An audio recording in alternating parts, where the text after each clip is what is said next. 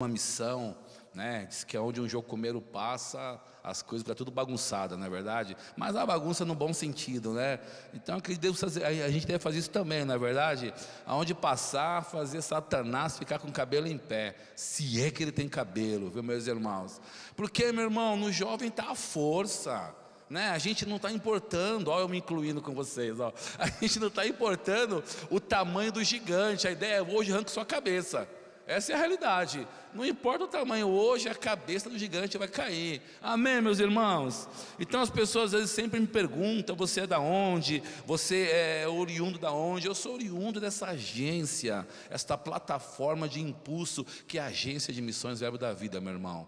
Daqui fui enviado através da igreja de São Paulo com o pastor Eliezer, mas através do Jadeilton, e de lá fomos ao campo fazer aquilo que o Senhor colocou no nosso coração. Então eu agradeço sempre ao pastor Eliezer por haver acreditado naquilo que eu estava anunciando, na verdade, porque você anunciar uma coisa e encontrar quem acredite é outra, né? Às vezes só você sabe que é missionário e ninguém sabe, né? Daí você encontra uma pessoa mais ousada que você e fala: eu acredito, cara, vamos aí que eu estou contigo. Então eu encontrei o pastor Eliezer, que acreditou nas minhas ideias, nos meus anseios, e por fim, me enviou. E depois de 10 anos servindo ao Senhor no campo missionário no Paraguai, estávamos na cidade de Assunção.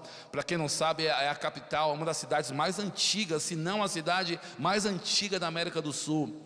E de lá do Paraguai tivemos o privilégio de estar também atuando na Bolívia, na Argentina, no Chile, acreditando que Deus estava soprando sobre os países de língua hispana. Sempre anunciei, sempre criei nisso, que Deus estava fazendo algo no meio do povo de língua hispana, porque sempre os olhos da igreja cristã está África, está África, está África e África. E aqui do lado, uma das últimas barreiras missionárias a ser alcançada, não sei se você sabe, é o Paraguai. 95% católico, segundo as juntas mundiais de missões, é a última barreira missionária da América do Sul, meu irmão.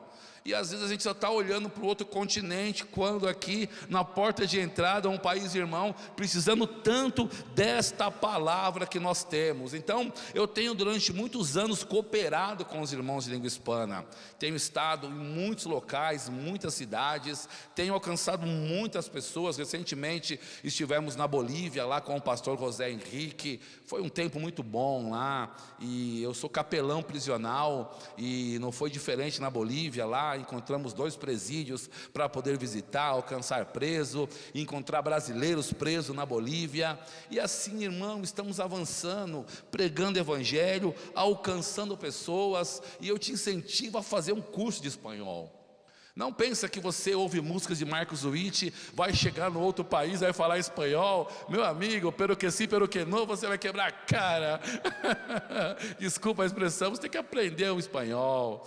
Nós temos essa chamada, estamos desbravando agora as Américas. É uma oportunidade boa para você fazer a diferença na vida de alguém. Vale lembrar também que muitos países da América não só falam espanhol. Por exemplo, o Paraguai fala espanhol e guarani, a Bolívia fala espanhol e fala quechua. Então nós temos que, irmão, estar habilitado para poder atuar em todas estas áreas. Na verdade, eu sei que como jovens aspirantes, né, ao campo missionário, é tudo muito lindo. Você, uau, eu vou para a Europa, que da hora, hein? Meu Deus do céu, ó. Vamos aí colocar os pés num país de primeiro mundo, vamos receber oferta em euro, meu Deus do céu, né? Quem não sonha, né? Vamos para a Europa, leste europeu, fazer uma selfie lá na Torre Eiffel, né? Rapaz, é coisa linda, né? Status missionário, né?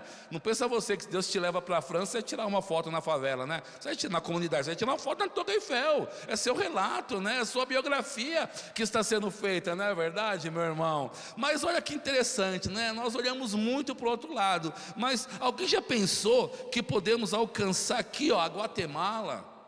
A Guatemala tem um trem que sai da Guatemala que leva ao México os refugiados dos países onde esse trem passa, conhecido como trem da morte, para atravessar o muro e entrar legalmente nos Estados Unidos. Que tal você pegar um ônibus desse, um trem desse e ir? Ah, mas isso é loucura. Não é loucura não, irmãos. Quem conhece a missão Morávia?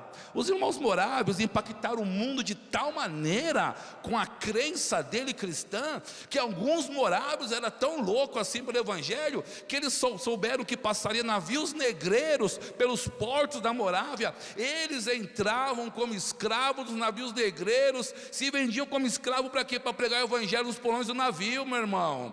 Então não pense que é loucura não, você pegar um trem da morte para pregar, não é bíblico, meu irmão. É ir aonde alguém não quer ir, é fazer a diferença onde as pessoas não querem fazer a diferença.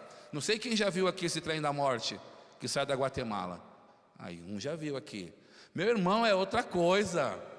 São pessoas que estão sendo fustigadas por uma ideologia marxista que tem levado eles a exaltar a miséria como se fosse um estilo de vida. Então eles saem por esse trem, passando de cidade em cidade, e as pessoas jogam comida para eles, e aquele que pega, come. Quem não pega, passa fome nesse trem, meu irmão. Nós podemos fazer a diferença. E quem dirá aqueles que podem ir para Nicarágua? Eu sei que é linda a Europa, mas a Nicarágua está aqui do lado, meu irmão. A Nicarágua é um país que foi esmagado pelo governo sandinista, foi esmagado por classes ideológicas que levaram o povo a ser arrastado. Agora, recentemente, baixou uma ordem que estão prendendo os pastores de lá. Faz 10 dias isso, prendendo pastores, fechando igrejas lá. E nós aqui, com essa chamada tão boa, meu irmão, podemos fazer a diferença. Podemos ir aonde as pessoas não querem ir, meu irmão. Estamos desbravando as Américas. Estamos chegando em locais que ninguém quis chegar. A Nicarágua está esmagada, meu irmão. O presidente de El Salvador, Bukele, que chegou na presidência, ele baixou uma ordem para prender todas as quadrilhas. Esse homem está debaixo de fogo cerrado, mas está colocando ordem no país, apoiou a igreja, ele é um cristão. Então, existem locais que podemos ir, avançar e fazer a diferença. Eu sei que é muito romântico você querer fazer uma selfie na Torre Eiffel, meu irmão, mas e aqui do lado, nossos vizinhos padecendo?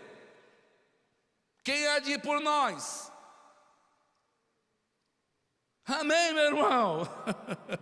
Aleluia. Eu, quando descobri a minha chamada missionária, eu me lembro, foi em Campo Grande, Mato Grosso do Sul. Eu estava num culto, eu fui ouvir Dave Robertson no Mato Grosso. E eu me lembro que a sensação era escutar Dave Robertson. Só que naquele evento, foi em 1996 ou 97, estava um homem, 2 metros de altura, chamado Osney Walter Cruz. Esse homem foi a pessoa que me ligou ao destino missionário que Deus tinha para mim. Eu vi aquele homem com aquela indumentária africana, aquele homem rudo, palavras fortes, dizendo da necessidade de ir ao campo missionário, de sair da zona de conforto para alcançar pessoas. Aquilo foi um impacto na minha vida, aquilo me chocou. Eu, até então, missões era somente eis-me aqui, envia ele. Eis-me aqui, envia ele. Mas quando eu vi aquele homem falando com tanta propriedade que existem povos, tribos, línguas e nações a serem alcançadas, isso me chocou, fiquei aterrado. Eu falei, meu Deus, algo tem que fazer. Voltamos de Campo Grande. Eu conhecia uma secretaria de missões de uma igreja determinada lá. Quantos conhecem São Paulo aqui? No bairro da Ponte Rasa, eu conheci uma igreja lá e tinha uma missionária chamada Sônia. Pensa numa mulher que era fora da casinha. É a missionária raiz, sabe? Fora da casinha a mulher. E ela pegou e falou, Alex, eu estou com um projeto aí, tá afim? E eu falei, cara, estamos aí, né? Ela foi na igreja, apresentou o projeto. Qual o projeto? Olha o projeto, fazer uma incursão missionária num acampamento do MST. Não, você não sabe o que é isso, meu irmão. Não é você ir e falar Jesus te ama no MST. É você fazer uma incursão dentro, que já tinha um contato lá dentro te esperando, uma pessoa que ia te receber, com horário para você entrar, você se infiltrar no meio de um pessoal que o discurso que era produzido entre eles era para acabar com todo mundo. Então aí eu falo que é onde Deus faz a divisão do menino para o homem, né? na verdade menina para mulher. Então se você numa incursão dessa, para pregar o evangelho no meio dessas ideologias, o que vai acontecer? Se você sair, irmão, da regra ali dentro, ou seja, se alguém descobrir o que você está fazendo, aí a casa cai. Aí a casa cai, porque a ideia vendida é realmente uma lavagem cerebral para acabar com a juventude. Estávamos nós lá numa incursão no meio do MST, meu irmão, em Araçatuba, lá numa carpinha, numa casinha de lona preta, sabe? Vamos invadir aquela fazenda, vamos pregar o evangelho. Mas como você falava, ei rapaz, mas para que, rapaz? Você tem família, cara, por que você não faz um plano do governo aí?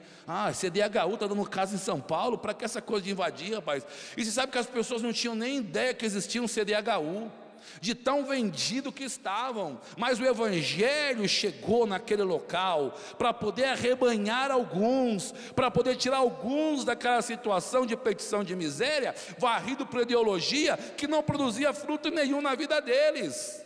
Então não me diga que não tem campo para atuar. Tem muita coisa para se fazer, meu irmão. Tem muita coisa. Aparentemente, parece que não é nada você passar no assentamento. Uns ficam com dó até dar uma marmitex no assentamento. Mas na verdade, meu irmão, eles precisam do evangelho. Precisam receber a palavra. Eu descobri o que Deus queria para mim. Eu descobri que eu deveria ir aonde o evangelho não estava chegando.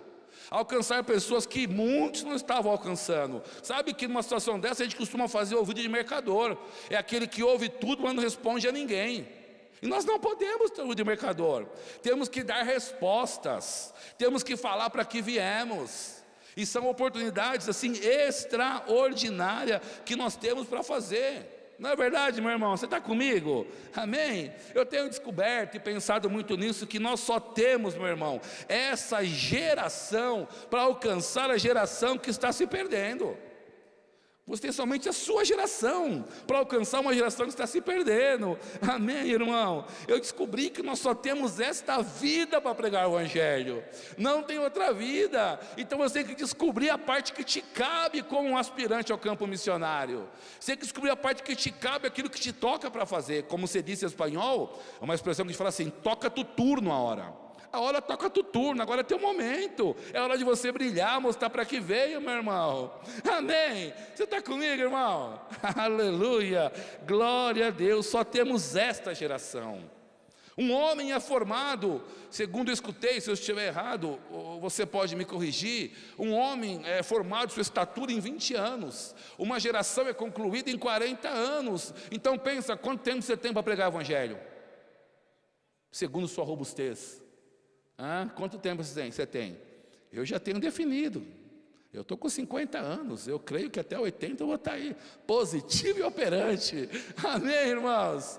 Amém, glória a Deus, aleluia. Eu gosto muito daquela expressão que Paulo usa em Gálatas capítulo 1, no versículo 16. Eu gosto muito da última parte do versículo, quando ele diz assim, que ele não consultou carne nem sangue. Ele não consultou carne nem sangue, na verdade. Então quando Deus aprove revelar o Filho dele a Paulo, Paulo não consultou carne nem sangue. Ou seja, quando Deus chamou ele não esperou pedir uma aprovação de fulano e beltrano, ele somente aceitou. Deus me chamou, Deus revelou a mim, algo eu tenho que fazer. Amém? A gente consulta muito, espera muita aprovação, na verdade, se aceita, se aprova. E como eu vou me aceitar, como eu vou me aprovar? Servindo, fazendo a diferença. Amém, irmãos? Glória a Deus. Eu me lembro que eu estava na itinerância, e desde 2008 estava na itinerância, e eu me lembro que um dia eu recebi um e-mail assim me convidando para ir ao Paraguai pregar o evangelho, e eu não aceitei um convite, e logo 6 meses depois a pessoa me chamou de novo para ir ao Paraguai pregar o evangelho, e eu acabei aceitando o segundo convite, comecei a visitar o Paraguai e alcancei uma família de Rubem. Alcancei o Rubem, a Lilian, seus filhos. Depois alcancei outra família no Paraguai, e um dia eu fiz uma santa ceia, e eu filmei a santa ceia, e levei ao pastor Eliezer, todo feliz da vida. Uau, olha aí, pastor, Caramba, todo cheio de mim, ó. Olha aí, alcancei uma família, rapaz. E esperando respostas. Que resposta eu queria? Envia alguém, né? Alguém tem que ir atender essa família. Alguém tem que ir fazer algo por eles, né? E quando o Eliezer viu o vídeo, o pastor Eliezer, ele viu, ele chorou. Ele falou: Alex, cara, eu escutei o clamor do varão macedônio agora, rapaz. Temos que dar resposta a esse povo. Eu falei: é isso aí, pastor, tem que dar, ó. Tantos ministros aqui, o pastor Eliezer, o pastor Esdras, o pastor Marcelo Senise, ó, tanta gente boa que isso pode enviar. Eu falei: eu sei, Alex, mas a única pessoa que está no meu coração para enviar é tu. E eu falei: pois é, né? É eu, certeza, pastor. Só que nos anos 80, meu pai foi trabalhar no Paraguai nos anos 80. O meu pai, ele no Paraguai, ele comprou uma casa e ele acabou perdendo um emprego no Paraguai nos anos 80. E nós chegamos lá ao ponto de, como fala lá, queimar a panela. Passamos um tempo muito difícil como família. Nós chegamos, para se dizer, de avião no Paraguai e saímos num busão, voltando para São Paulo, né, com a mão na frente e outra atrás. Passamos um momento miserável naquele país. Então, desde os anos 80, eu escutava a seguinte frase: o Paraguai não presta, o Paraguai é um país miserável, lá não tem nada de bom. E eu escutei a mamãe e o papai falando, e eu cresci com essas informações. A minha filhinha maior escutou tais informações. Então, quando eu recebi aquele primeiro e-mail, eu não aceitei com base naquilo que eu tinha como experiência familiar no Paraguai. Mas quando eu recebi o segundo e-mail, eu fui. E quando o pastor Eliezer me disse: só tem tu para ir, sabe aquele minuto que passa a sua vida toda?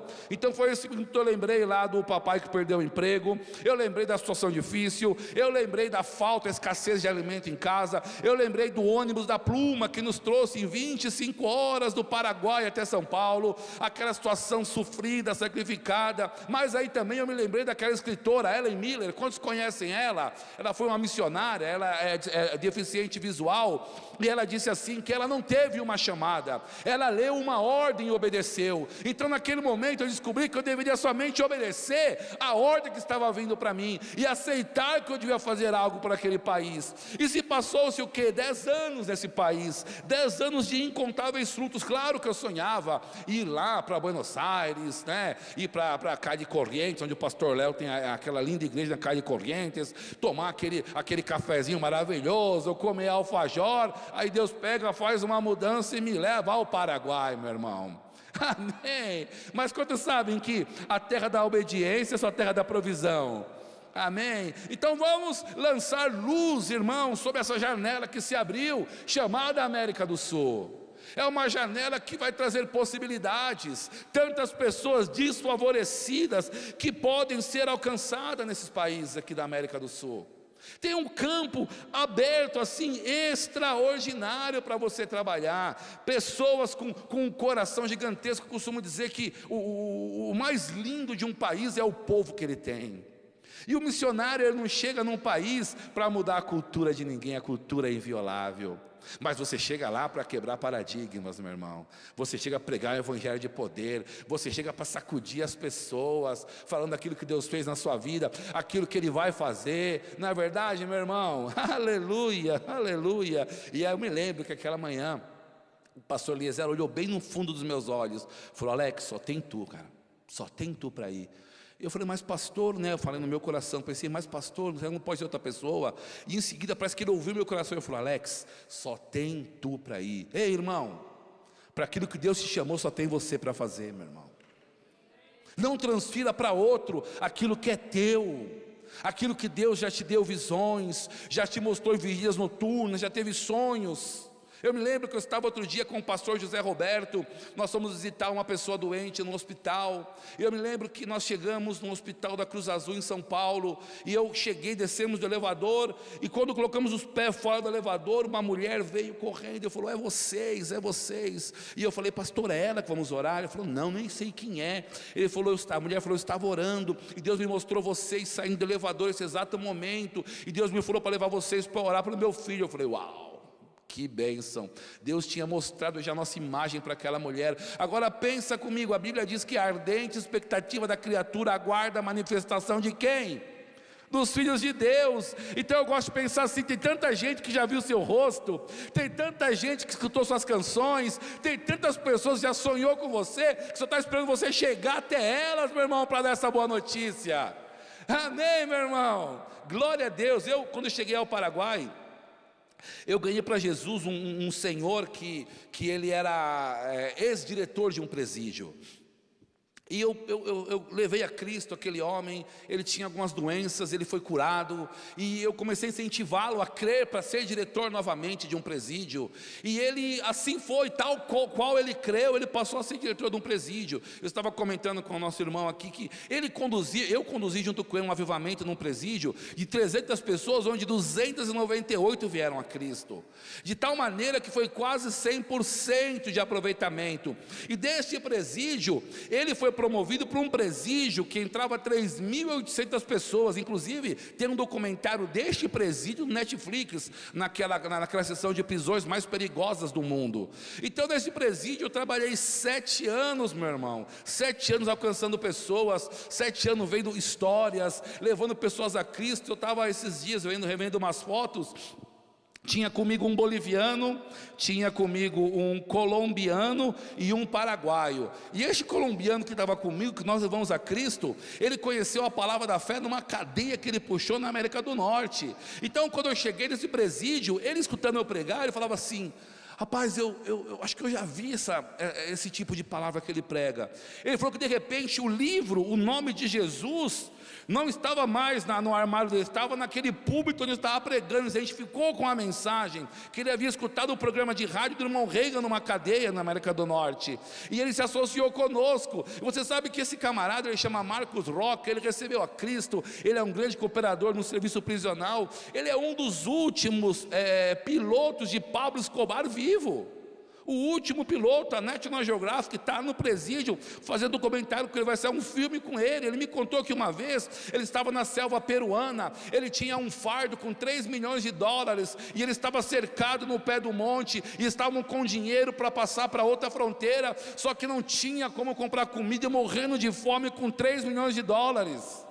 Ou seja, a prosperidade não é ter, na verdade é ser, né? O próspero é amplamente suprido, não é verdade? E aquele traficante estava lá morrendo com um fardo de 3 milhões de dólares, meu irmão. Mas está lá, recebeu a Cristo, está trabalhando.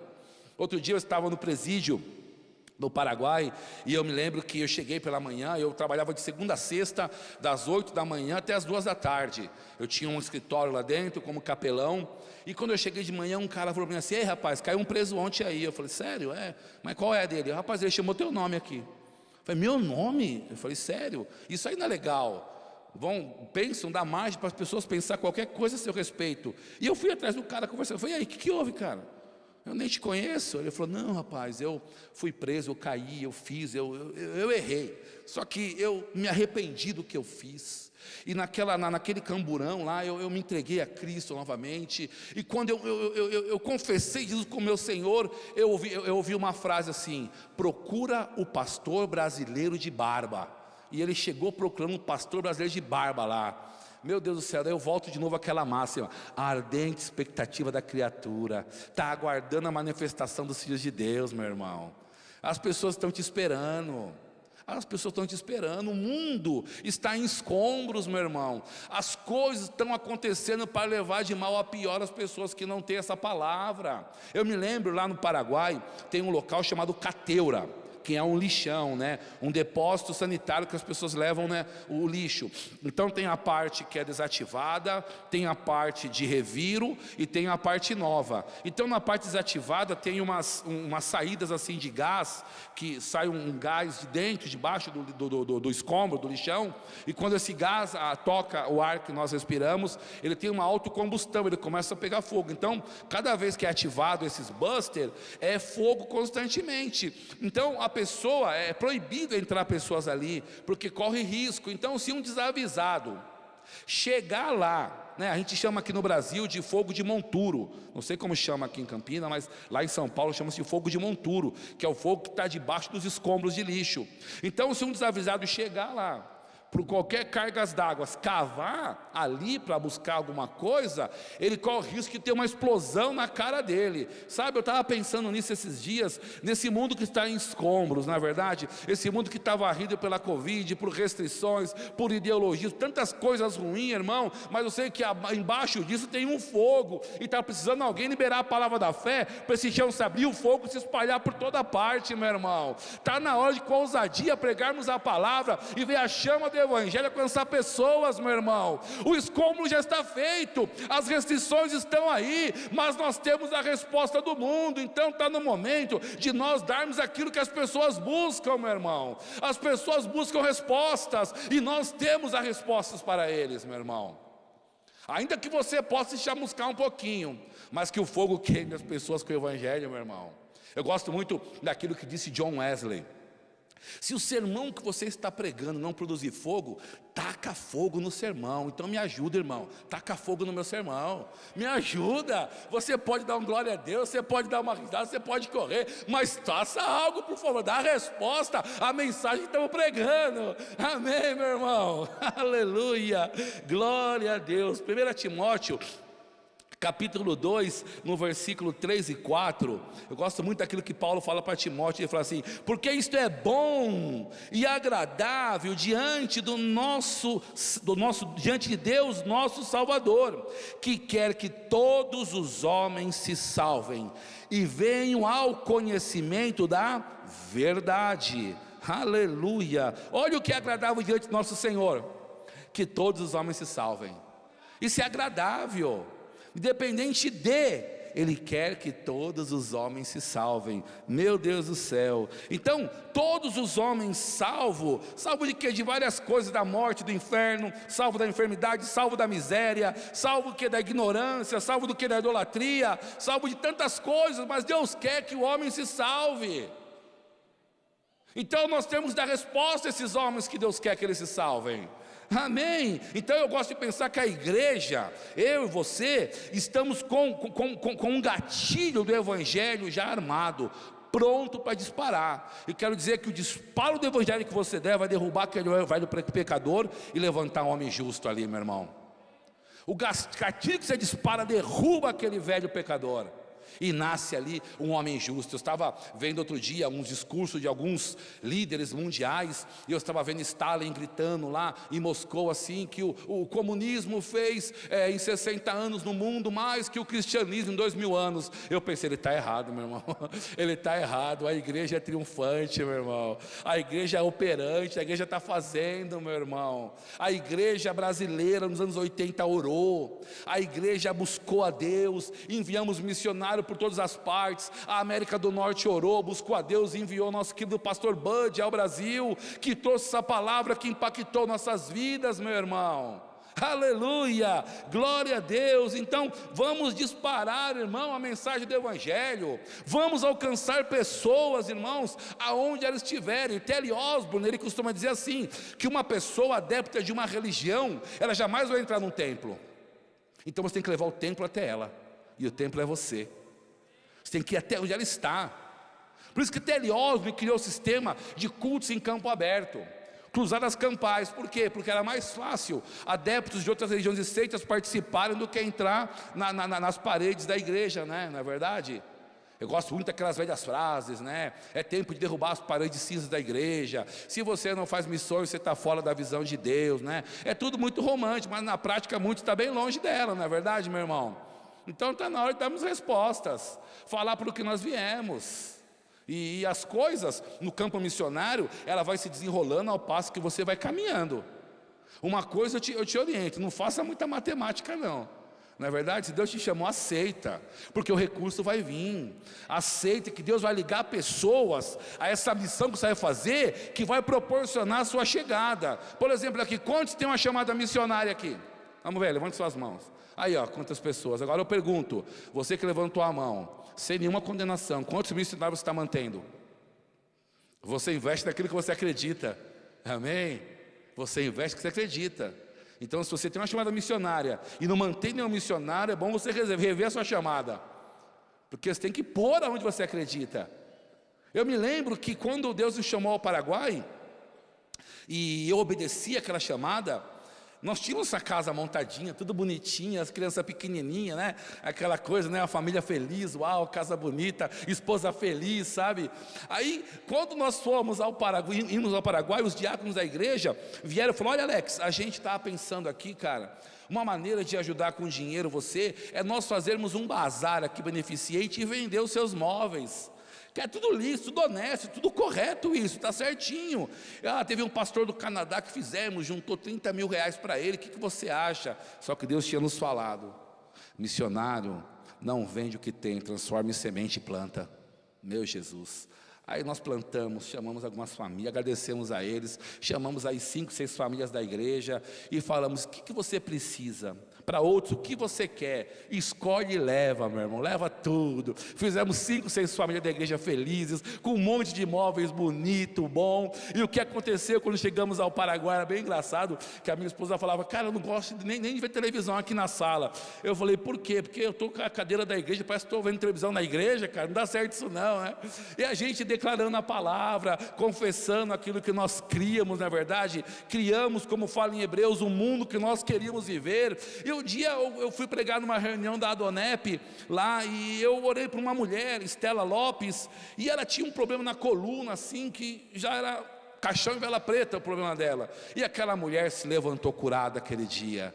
Meu Deus, passou uns dias, o filho dela me procurou, Christian Lopes, falou: pastor, rapaz, eu sou filho de tal pessoa. Eu falei: legal. E ele começou a frequentar minha casa, se tornou nossos amigos, ele, o Christian Lopes, e um dia ele veio emocionado, chorando. Eu falei: pastor, quero falar com o senhor. Eu falei: diga. Ele falou: rapaz, vocês têm aqui na sua casa o que eu não tenho na minha. Eu olhei assim, eu falei: rapaz, a casa está vazia, o que será que ele viu aqui, né? A casa estava aqui em Gênesis 1, versículo 1, sem forma e vazia. Minha casa, como diz Eliezer, estava que nem coco, minha geladeira branca por dentro e cheia de água. E ele olhava assim, e eu falei: mas e aí, Christian, o que você... Rapaz, vocês têm aqui paz, vocês têm alegria, vocês têm perseverança, coisa que nós não temos na minha casa. Eu falei: tá bom, diga aí. Mas e aí? Ele falou: cara, eu ia casar há uns anos atrás e não deu certo o meu casamento. Agora eu conheci a Lilian, estava junto com ele a Lilian, e ela quer casar, só que ela não quer uma agulha do noivado anterior. E eu tenho um apartamento fechado com todos os móveis, e eu estou com meus funcionários aqui, um caminhão. O senhor aceita? Eu posso ir buscar para vocês? Meu Deus, se eu não tivesse plantado aquela semente em São Paulo, meu Deus do céu, eu não tinha aberto essa via de provisão que chegou para nós lá no Paraguai. São coisas que só missionário faz. Em tempo de você querer juntar dinheiro para ir, Deus manda você dar. Eu me lembro também que eu fui orar por um rapaz que ele estava com leucemia, antes de ir ao Paraguai. E eu me lembro que eu cheguei numa casa, né, um pessoal muito favorecido financeiramente. Ele chama Dom Carlos Pereira. Eu fui orar pelo seu genro. E eu me lembro que eu cheguei na casa e o rapaz: pastor, eu estou com leucemia galopante. E eu falei: mas o que seria leucemia galopante? Eu vou morrer em 6 meses. Eu não conheço termos médicos, sabe? E eu acreditei no que ele falou, mas eu aprendi com o Jânio César: num ambiente como este de incredulidade, você tem que pregar do Gênesis até a redenção. Então ali eu mostrei as alianças para eles, eu falei daquilo que Jesus fez e conquistou, e eu saí dali e nada aconteceu naquela casa. Mas passando-se alguns dias, ele vinha com um avião fretado fazer o controle em São Paulo, no Albert Einstein. E ele veio fazer o controle dele, saber a situação, e ficou uma semana. O médico mandou voltar na semana seguinte, ele voltou. E um dia eu estava lá em Assunção, Paraguai, fomos conhecer uma igreja. Um rapaz vem procurar a gente, ele começa na igreja a olhar para mim. Eu estava com a minha filha, estava com a minha esposa e uma pessoa bem querida nossa. E o rapaz olhava, e eu falei: rapaz, esse cara está paquerando minha filha na igreja, mas só pode ser, meu. Falei: como pode? O cara só não para de olhar para nós, né? E eu estava brabo já, né? Daí o cara se animou, veio falar comigo: ei, você é o pastor Alex? Eu falei: eu sou. E aí? O que está pegando?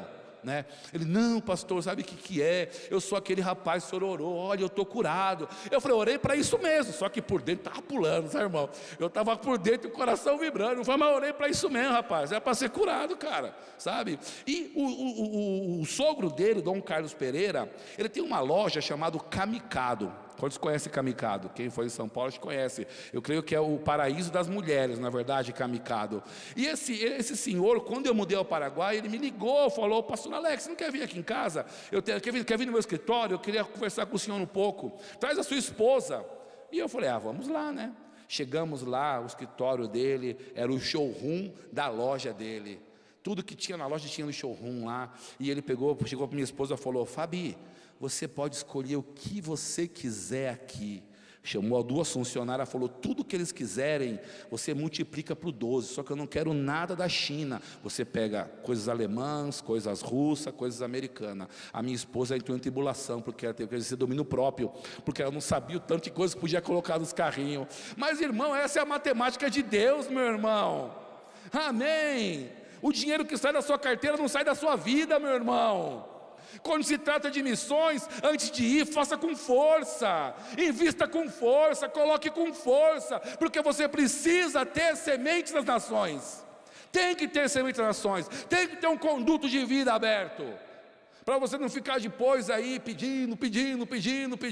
Nada errado com isso não, mas é melhor quando vem surpreensivamente, não é verdade? Com Deus te surpreende.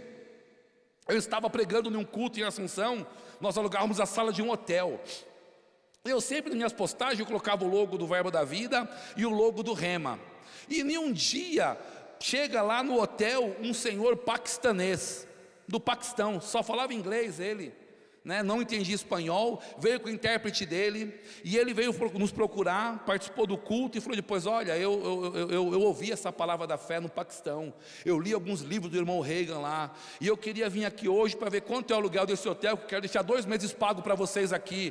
Um homem do Paquistão passando pela cidade, conexão de voo, baixou no hotel para poder pagar aluguel do hotel para nós, meu irmão. Amém. Agora a questão é: qual é o seu campo de atuação? Aonde Deus te chamou para ir?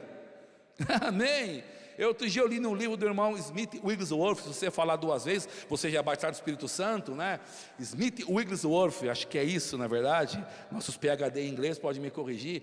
Que ele se recusava a sair de casa se não fosse para ganhar uma alma por dia. Todos os dias ele ganhava uma alma a Cristo. A parte dos cultos dele, ele tinha esse compromisso, ele ganhava almas. Então vamos, irmãos, romper essa terra que está tão machucada por aí. Vamos, irmãos, levar essa palavra da fé no meio dos escombros. Vamos levar esse evangelho por trás dessas restrições que nós temos por aí, e vamos fazer esse fogo sair, meu irmão, da onde Deus não dá nada. Vamos levar de onde as pessoas não dão nada e aonde Deus atribui valores, meu irmão. Vamos fazer as pessoas serem conhecidas no céu, vamos fazer as pessoas serem conhecidas na terra, porque a Bíblia diz que olharam para Ele, foram iluminados, os seus rostos não serão mais confundidos. Faça as pessoas serem conhecidas na terra, faça dizer: ali é um dos tais, ali é um cristão, aquele vai morar no céu, aquele tem aquilo que eu preciso, meu irmão. Aleluia, glória a Deus, aleluia. Deus é bom. Eu me lembro daquele jovem negro de um olho só, filho de uma escrava, que usou a lei do ventre livre para poder circular pelas ruas da cidade onde ele morava. Estou falando de William Seymour. Eu lembro daquele jovem que ele recebeu um convite para fazer um seminário bíblico, e ele, por causa da cor da pele dele, ele não podia assistir à sala de aula. Ele fez 2 anos de, para se dizer o rema da época, de uma janela. Rejeitado, com seu direito de ir e vir cerceado, aquele homem se encheu da palavra no meio da rejeição, no meio da oposição. Olha, no meio da oposição, pela cor da pele dele, ele decidiu se encher da palavra, a tal ponto que ele foi catalisador de um dos maiores avivamentos que nós conhecemos, meu irmão, o avivamento da Rua Azusa. Eu estava lendo um livro chamado A História que Não Foi Contada, que traz pontos desse avivamento. Disse que um homem chegou àquele avivamento na Rua Azusa, e ele era pastor de uma igreja no Canadá chamada Sarça Ardente, uma igreja com 2.000 pessoas. E quando ele se expôs àquela unção, quando ele foi cheio do Espírito Santo, Deus falou: deixa a sua igreja como auxiliar, e daqui mesmo vai para o interior da China pregar o evangelho, meu irmão. É um outro nível de renúncia, é um outro nível de entrega. Deus quer fazer tudo aquilo que Ele fez antes, Ele quer fazer novamente. Antes de cada pressão mundial que nós vemos, sempre existe um avivamento. Por que vem a pressão mundial? Para querer opacar aquilo que Deus quer fazer. Quantos se lembram de 38 a 45, a Segunda Guerra Mundial? Estava lá estabelecida, forças alemãs, estava lá, forças americanas, estava aquela guerra na Inglaterra, todo mundo querendo guardar aquilo que era deles. Mas só que havia um povo orando para as coisas acontecer, havia pessoas clamando a Deus para o fim daquela guerra. O que aconteceu em 45, no pico da guerra, a ponto de terminar, Deus levanta um segundo maior avivamento de cura da história, The Voice of Healing, os dias da voz da cura, levantou ministros que impactaram o mundo. A revista A Voz da Cura estampou em 1950, 100 ministros de cura que estavam indo por toda parte, pregando o evangelho. Por que veio essa guerra? Para querer opacar aquilo que Deus queria fazer, meu irmão.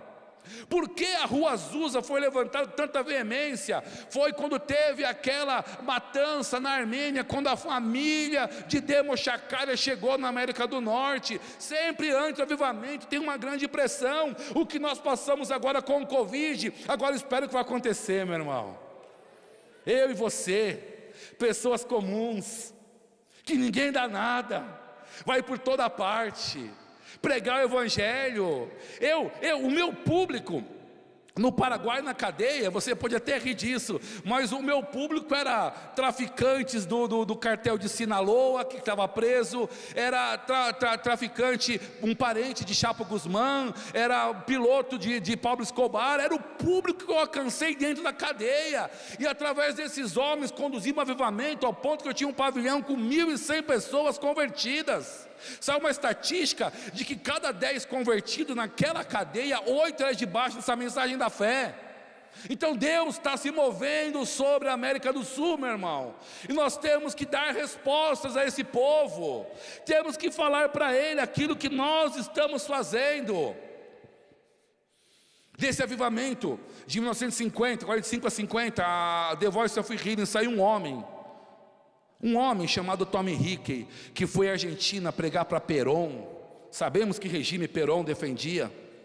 Foi pregar para ele, só que quando chegou na Casa Rosada, isso está nos anais históricos, se você colocar um Google você vai ver isso. Quando ele entra na Casa Rosada, o assessor de Carlos Perón era cadeirante, desde nascença. Ele esqueceu o presidente, catou aquele camarada, arrancou da cadeira de roda, o cara saiu caminhando atrás dele, curado. Depois disso reuniu 200.000 pessoas no Mar de Plata para pregar o evangelho.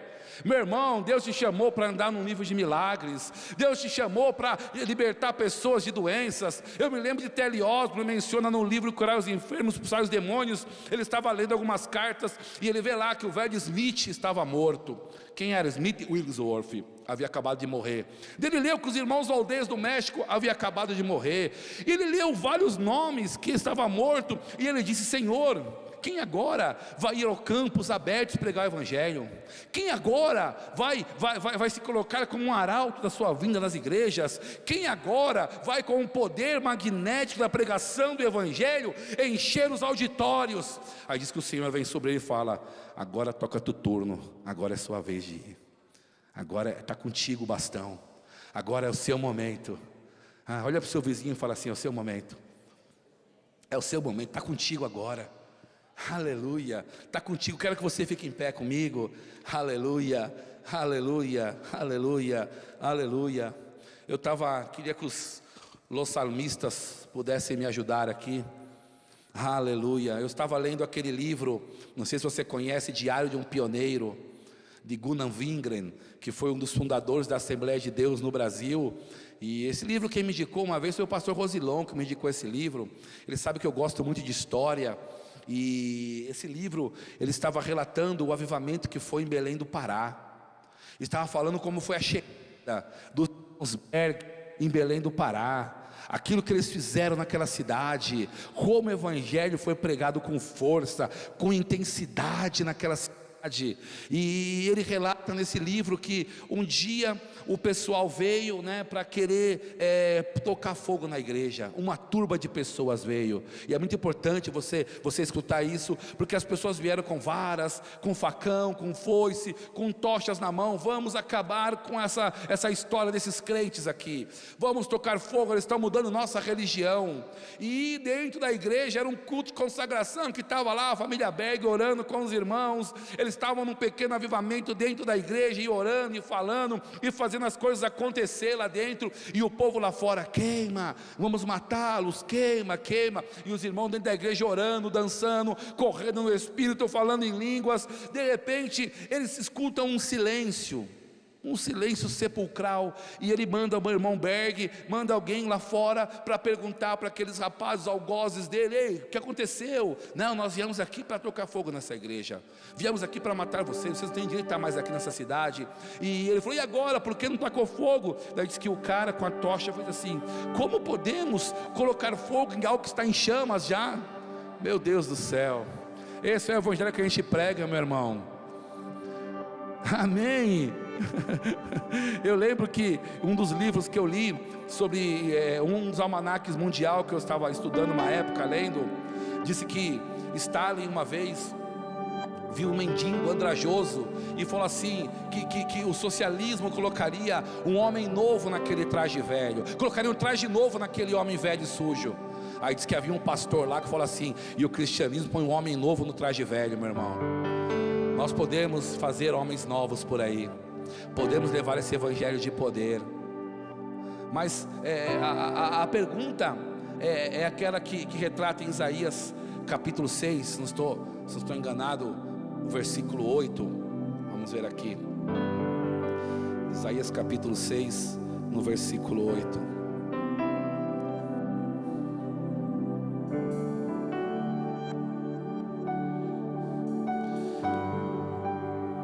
Diz assim: depois disso, ouvi a voz do Senhor que dizia, olha o Senhor dizendo: a quem enviarei? Quem há de ir por nós? Então disse eu: eis-me aqui, envia-me a mim. Eu acredito que essa chamada, essa voz, ele está ecoando no meio da era das igrejas: a quem enviarei? Quem há de ir por nós? Será que alguém pode dizer aqui: eis-me aqui? Eu me lembro daquele veterano de guerra, Alexander Duff, pregou o evangelho com tanto poder nas linhas indianas, alcançando milhares de pessoas. E um dia retornou à sua base e foi pregar um sermão na Escócia, e fez uma chamada missionária, e nenhum escocês aceitou ir para a Índia pregar o evangelho. E aquele veterano de guerra, Alexander Duff, ele diz assim: se a rainha Vitória só tem filhos para mandar para a Índia, para morrer ou para matar o povo indiano, hoje mesmo, e não tem filhos para mandar para pregar o evangelho, hoje mesmo eu volto para a Índia, para me doar ao povo indiano, e quem sabe me entregar minha vida às margens do rio Ganges. Essa foi a declaração dele. Então, ele, depois dessa declaração, ele passou mal, e a igreja levantou ele novamente, e ele refez o apelo: será que alguém deseja ir ao campo missionário? Diz que aqueles 3.000 jovens ou mais aceitaram, e foi uma grande festa aquela igreja.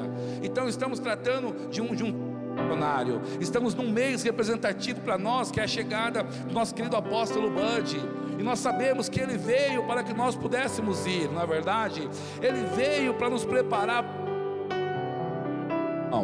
para irmos em locais que as pessoas ainda não ousaram ir. O meu campo, por exemplo, é cadeia, presídio. Talvez o seu campo seja um palácio, talvez o seu campo seja o assentamento da MST, seja uma comunidade, seja o hospital que você trabalha, seja a embaixada que você vai servir. Mas aí está o seu campo, e você precisa dar respostas a essas pessoas. Vamos, irmão, fender essas terras. Vamos fazer com que o evangelho saia. Então você que está aqui nessa noite, que tem essa chamada missionária, você sabe que Deus te chamou para o campo missionário. Eu gostaria de orar por você. Nós chegamos agora do campo, nós carregamos algo que vai abençoar a sua vida. Nós levamos algo do campo missionário que vai tocar a sua vida. Eu queria que você viesse aqui à frente. Eu gostaria de orar com você, por você. Amém, irmãos? Aleluia, aleluia, aleluia, aleluia, oh aleluia. Louvado seja o Senhor. Aleluia, aleluia. Abre para mim. Aleluia, abre para mim. Aleluia, soro mocolo brodo liberebequi.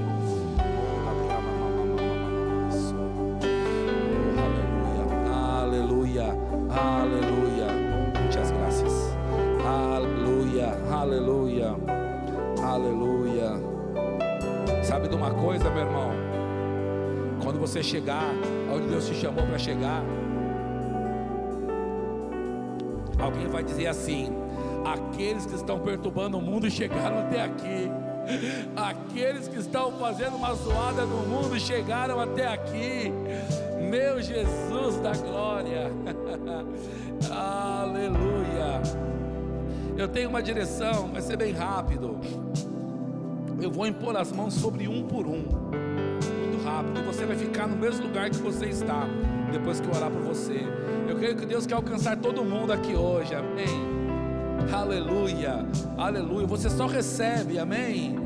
Carregamos algo tão poderoso do campo missionário, que vai, irmão, abrir portas de possibilidade para você. Janelas serão abertas, que você vai poder vislumbrar onde Deus quer te levar. Sabe, irmãos, eu percebo pessoas aqui já tendo visões daquilo que Deus a chamou para fazer, amém? Então, um culto como esse te desperta, um culto como esse te coloca, irmão, na rota de colisão com o seu propósito. Eu aprendi com o pastor José Roberto que Deus usa pessoas para nos ligar ao destino que Ele tem para nós, e você vai ser ligado hoje a um destino missionário. Aleluia, aleluia, aleluia, aleluia, aleluia. Você recebe, aleluia. Pai, eu desperto o dom de Deus nessa menina, Pai. Eu desperto o dom de Deus já foi dado, Pai, a ela, Senhor, em nome de Jesus. Aleluia, oh, aleluia, aleluia, glória a Deus, glória a Deus. Recebe. Aleluia, aleluia. Respostas, as respostas que o mundo precisa estão nos seus lábios. Tempo de dar respostas, tempo de dar respostas. Chamado pelo Senhor. Sonhando com milagres. Uau, vendo milagres. Meu Jesus, sonhos se tornam realidade, meu irmão. Aleluia, aleluia. Não se importe se chame de sonhador. Sonhe, sonhe, sonhe, sonhe, sonhe, sonhe. Aleluia. Deus tem muito mais para acrescentar. Deus tem muito mais para acrescentar. Aleluia. Glória a Deus. Aleluia.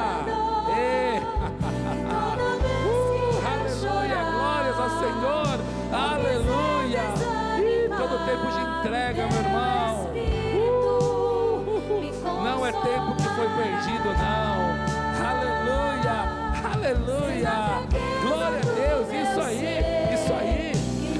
Aleluia, isso, che. Aleluia, Brasil. Aleluia. Recebe. Che, leva, mama, sole, que mombra, se de que derrama na mama. É tempo de correr, jovem. É tempo de correr. A carreira da fé que Deus tem. Aleluia, aleluia, glória. Aleluia.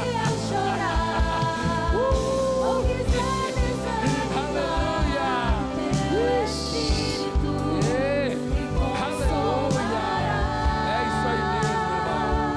Mande ver para que você pudesse ir.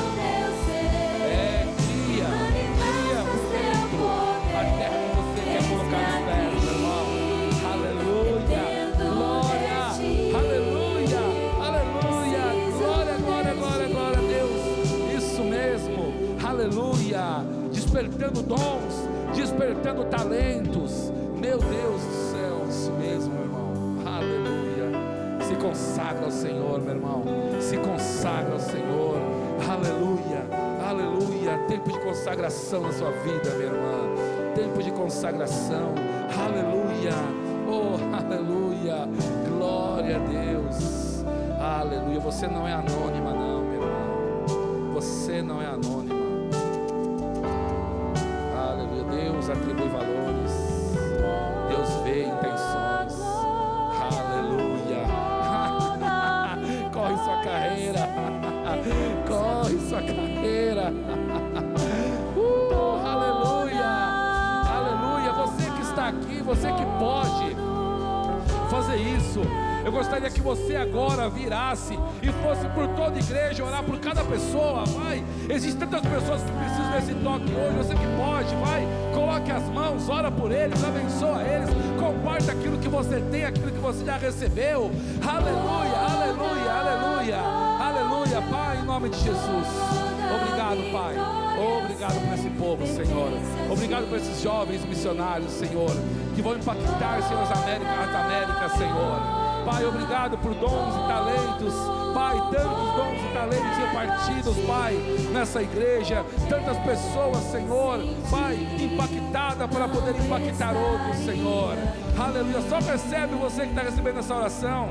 Deixa Deus te usar, meu irmão. Ore, fale, se inspire para falar, desperta coisas que as pessoas nem sabem que ainda têm. Oh, aleluia, aleluia. Glória a Deus. Obrigado, Senhor. Obrigado por tua palavra pregada, Senhor. Obrigado, Pai, pela inspiração, Pai. Obrigado, Senhor. Obrigado pelo fim proveitoso da tua palavra, Senhor. Ah, não seja tímido, você pode orar mesmo. Aleluia. Louvado seja o Senhor. Aleluia. Toda a glória ao Senhor. Aleluia. Glória a Deus. Aleluia. Aleluia. Aleluia. Enquanto você está sendo ministrado, você que veio hoje aqui atendendo a um convite de um amigo, de um parente, você se identificou com essa palavra que foi pregada, você foi muito tocado na recepção, pelo amor que está em manifestação nesse local, e você desejou isso no seu coração, e você ainda não confessou Jesus como teu Senhor. Eu queria convidar você para hoje entregar sua vida para Jesus. Tem algum jovem aqui que deseja hoje dar a resposta ao Senhor por aquilo que veio, dar uma resposta. Tem alguém aqui que deseja entregar a vida para Jesus? Dá um tchau para mim assim, eu quero orar por você. Pastor, eu estou vindo a primeira vez aqui, eu gostaria de me entregar, de fazer essa oração de confissão. Pode ser que o seu caso você esteja afastado do Senhor, você deseja se reaproximar dEle. Sabe os motivos que te distanciaram do Senhor, nem Ele se lembra. Ele não se lembra não. Você está aqui, vem aqui, come on. Passa aqui. Essa é a resposta do Evangelho, meu irmão. Aleluia. Louvado seja Deus. Aleluia. Aleluia. Quem mais deseja retornar ao caminho, estar diante do Senhor? Sabe de uma coisa, meu irmão? Ele te ama. Ele te ama. Ah, parece até clichê, né? Ele ama todo mundo, mas você é especial. Você é especial. Amém. Vamos. Amém. Temos um jovem aqui. Amém. Como que é seu nome? Vinícius? Vitor.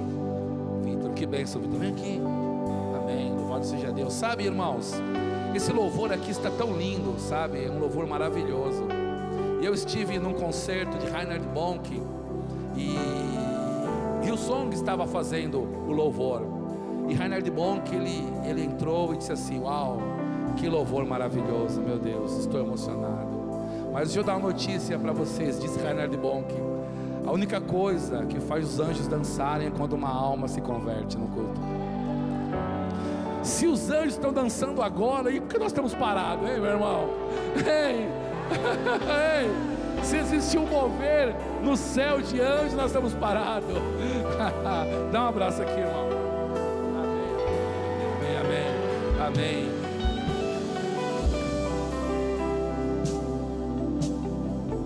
Diga assim comigo, nessa noite.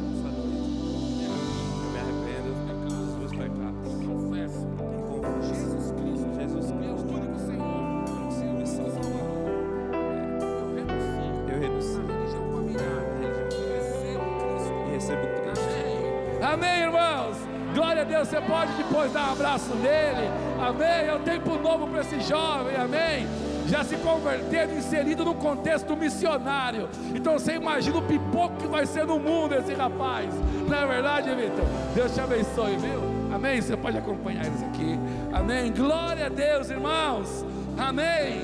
Não havendo mais ninguém para se entregar a Cristo, eu agradeço vocês aí, esse tempo precioso, meu irmão. Estou assim muito feliz de estar com vocês e com expectativa para amanhã, amém? Sejam abençoados com a prática da palavra, amém?